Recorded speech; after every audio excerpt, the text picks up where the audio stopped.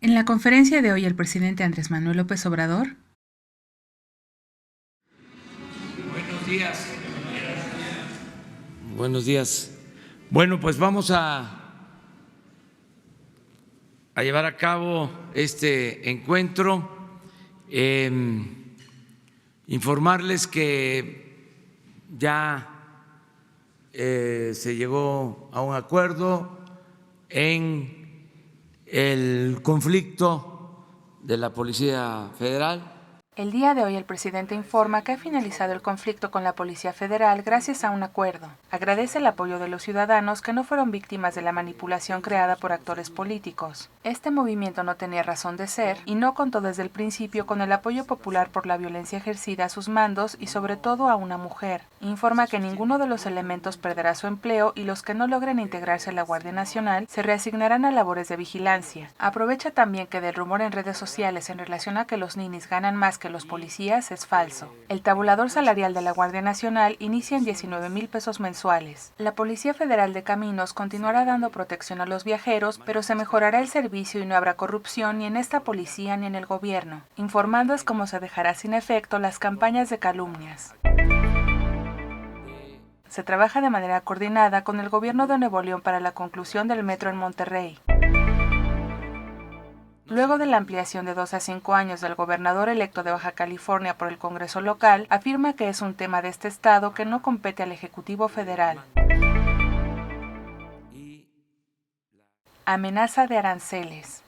Acerca de lo dado a conocer ayer sobre aranceles al acero.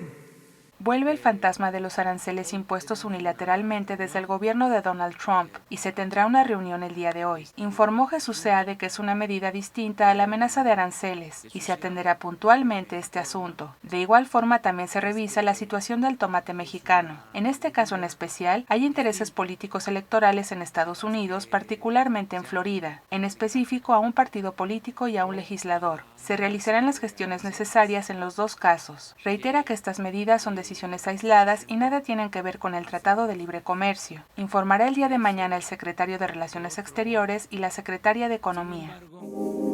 Jueces y amparos. El día de hoy enviará el presidente una carta a la Suprema Corte sobre el tema de los amparos que se otorgan de manera indiscriminada y expondrá la necesidad de combatir la corrupción y la impunidad. El presidente de esta institución es un hombre íntegro y respetará la autonomía, pero es necesario limpiar de corrupción al país y es necesaria la participación de los ciudadanos y de las autoridades. No hay ninguna iniciativa de reforma constitucional en lo referente al funcionamiento del Poder Judicial. Los procesos de renovación de las instituciones se pueden llevar a cabo si existen autoridades honestas que no toleren la corrupción y la impunidad, y es el caso de la presidencia de la Suprema Corte.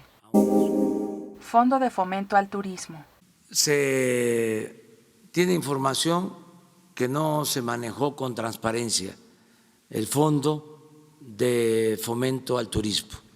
No fue administrado correctamente y era utilizado principalmente para la promoción turística de manera discrecional. Se decidió cancelar este fondo por la corrupción encontrada. Este año se espera recaudar 8,000 millones de pesos y la mayoría de estos recursos se canalizarán al Tren Maya y una pequeña parte será para fortalecer los procesos de migración. El programa ProMéxico era financiado con estos recursos con más de 60 oficinas en las principales ciudades del mundo, con el fin de beneficiar a allegados. Estas funciones por lo general están a cargo de las embajadas, de tal modo que se han cerrado estas oficinas de ProMéxico y la promoción ya es realizada por las embajadas y consulados de México en el mundo.